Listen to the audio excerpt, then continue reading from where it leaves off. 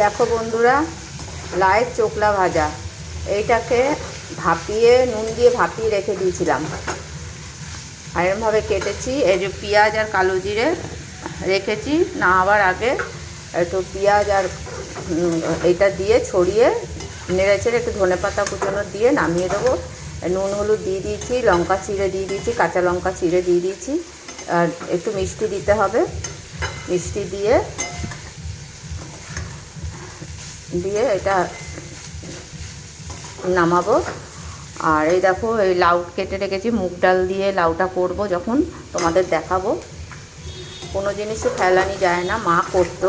এগুলো রুটি দিয়েও খুব দারুণ লাগে খেতে। যাদের সুগার, মায়ের তো সুগার ছিল, এই জন্য আমার মা কী করতে বলো তো, আমার মা এইসবই খেত। লাউয়ের চোকলা ভাজা দিয়ে রুটি খেত, টমেটো পুড়িয়ে পেঁয়াজ দিয়ে লঙ্কা দিয়ে মেখে মা খেত রুটি। আলু খেত না, এইসব খেত। জানো, তাই মায়ের থেকে এগুলো শেখা আমার।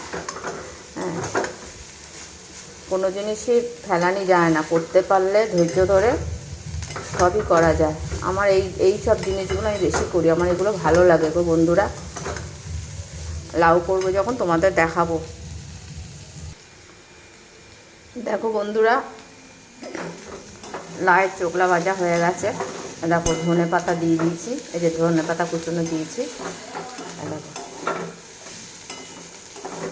একটু লাল লাল করে ভাজলে খেতেও ভালো লাগে গো। কাঁচা কাঁচা থাকে ভালো লাগে না, আমার ছেলে তো খাবেই না কাঁচা কাঁচা থাকলে। এই লাল লাল হলে তবেই খাবে। তাও এইখান থেকে ওই ভাসুরের ছেলের বউকে দেবো, ও খেতে চেয়েছে। কাকিমা লাউয়ের চোকলা ভাজা করবে, আমার মা করে। আর মেজোজাকে দেবো, মেজোজা আবার দেওরকে দেবে। দেখো বন্ধুরা, লাউয়ের চোকলা ভাজা দেখো কমপ্লিট হয়ে গেল। আমি ধনে পাতা কুচনো দিয়েছি, আবার লাউটা যখন করব তোমাদের দেখাবো।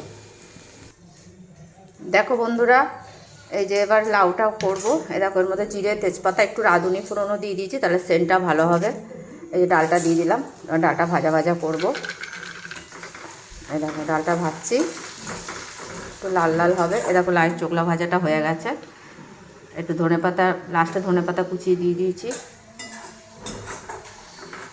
বন্ধুরা, এই ডালটার সাথে লাউটাও দিয়ে দেবো।